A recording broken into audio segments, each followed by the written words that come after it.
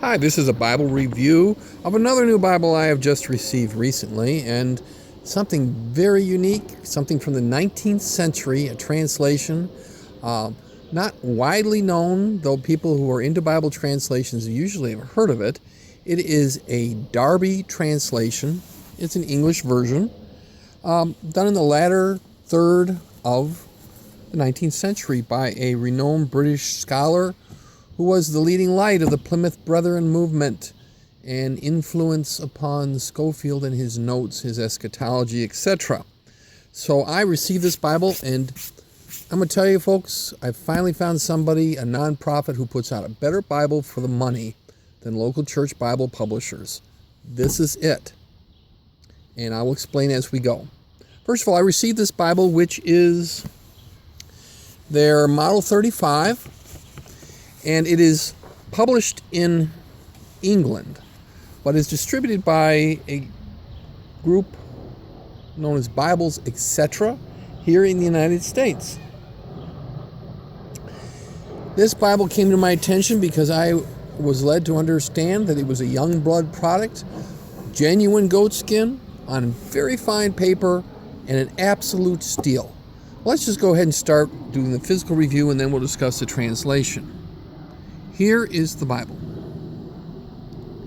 It is a goatskin cover, and many people believe this is the Cantera goatskin, which is used on some Cambridges and Skylers earlier on. Here's the spine, very simple. Not really raised hubs. You kind of get the feel that they're lined more than raised. Very simple look. This Bible has no yap. Two black ribbons, I would describe them as medium quality, but about 3/8 inch, and a very fine head and tail band. It utilizes a paste down liner and some very stiff board that's under the leather and between that and the liner. This is a European style. You'll find this in Cambridges. This Bible to me is a Cambridge. It's done by the people who do Cambridges. It's only the Darby translation that sets it out as different. So if you've had a older Cambridge with a goatskin line cover and a paste down liner, then you have experienced this Bible. As you see, it has gilding, and when we turn it to the edges, we get the pink Art Gilding, renowned by Youngblood. And also you see these in the Cambridge Bibles. Here is the title page. Kingston Bible Trust is the people who do this Bible, and this actual was bound in 2008. But the paper, I understand the book blocks themselves were printed in 2001, and a supply of them is maintained. And this is very important because it's done on an old, super high quality paper. Here we have the Youngblood, printed in the Netherlands on Youngblood, and bound in also by them. I'm not going to go fully into the physical characteristics of this Bible, but if you look at $175 Cambridge goatskin, that's what you have. You have its clone in the physical side. The text itself, the Bible is humble in many ways. It is not a cross-reference Bible. It has some notes, mostly translator's notes by Darby. It is a extremely bold 10-point print, but the paper is phenomenal. I'm going to tell you, this paper, for this boldness of Bible, I don't think it's line matched. It kind of looks line matched, but I don't believe it was in that time. And the paper itself is what's preventing bleed through. When you look at this much darkness on a Bible and you don't have bleed through, amazing. I'm just going through here. There's no introductions, and like I said, there's quite a bit of translator's notes. They're Darby's notes.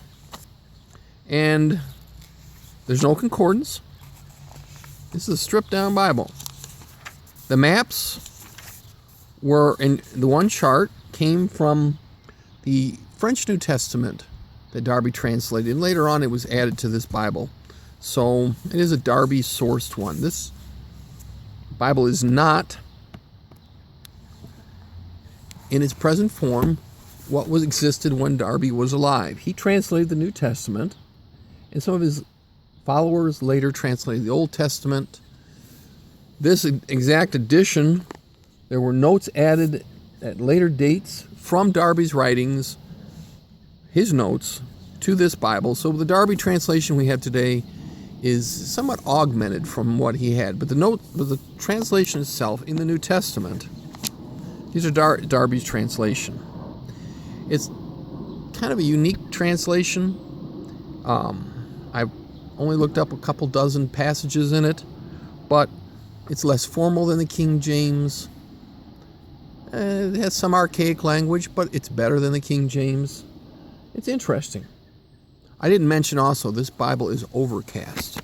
That means not only is it semi-sewn, but there's an additional line of sewing. I don't come to the page, but that goes the opposite direction from the semi-sewing, holding the front and back together. That is old school. It is as good as it gets. And this Bible has it. So you can pay to have one bound. Darby did not intend this to be a worship-type Bible used in preaching, teaching, public readings. He thought it was for private study, and he did not promote its use for the other. Very interesting, as I've read his 3 introductions, and this came in, he had 3 editions. You can see here, his revised preface to the 2nd edition, that he, in 1867, 1872, and 1884, he used the best critical text available at the end of the 19th century, last third of the 19th century. And it's very surprising because he was a conservative evangelical in a period of time in which King James was so far north of 99% usage in the English world. It's surprising, but he was current with the scholarship of the day. In the English Revised Version, 1881 was contemporary with this version, and he also looked at the manuscripts, etc., they were using in the New Testament. There is one throwback. He has a chart in here of the 4,000-year chronology of the history of the world. So, 1 foot forward, 1 back, but amazing. Now I'm going to look at some of the other things that came with this Bible. This very, very lovely sheet came with this Bible. How to maintain your Darby Bible in good condition. Interesting. Very, very old school. Used to get this in an Oxford or a Cambridge from back in the day. And it shows a proper way to break it open, etc. Here is the name of the people who I got it from. Bibles, etc.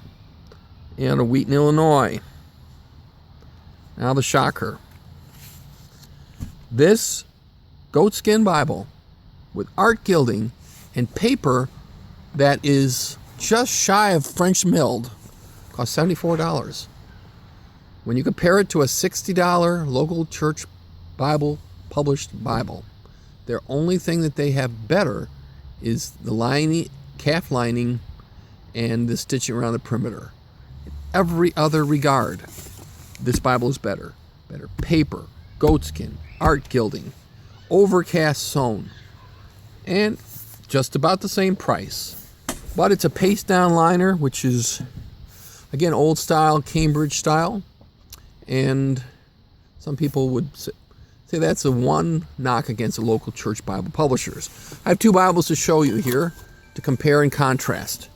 Here's a Cambridge 84 calfskin NIV. And just to show you, it also has a paste down. And this version came in a goatskin edition, which was exactly the same. It had a paste down liner. Just very, very much the same. You can see the same pink, the same gold. These Bibles, they're both Cambridges, and one just happens to be a Darby, because they both came out from the same source of production, Youngblood. Here's my second Bible of comparison. For those of you who have followed my recent reviews, this is an ESV Quintel, printed on the lovely 38 GSM paper of the Cambridge wide margin, the current wine margin, and also a Youngblood product. So we're comparing apples to apples. And renowned for its opacity of paper. Well, in my opinion, side by side, the Darby, which was printed in '01 on the older high rag content paper, is slightly better paper than the Quintel. Please don't hit me, BR. So I wanted to point this out to you. It's not a fair trade because it's 15 years difference in the printing, and they can't get this paper anymore. But you can get this Bible new for $75. If you don't have a premium Bible, ever hankered after a Darby, here it is. So that pretty much ends my review. Unique Bible, physically awesome. Translation, interesting and historically important. That's all I have for today. Thank you very much.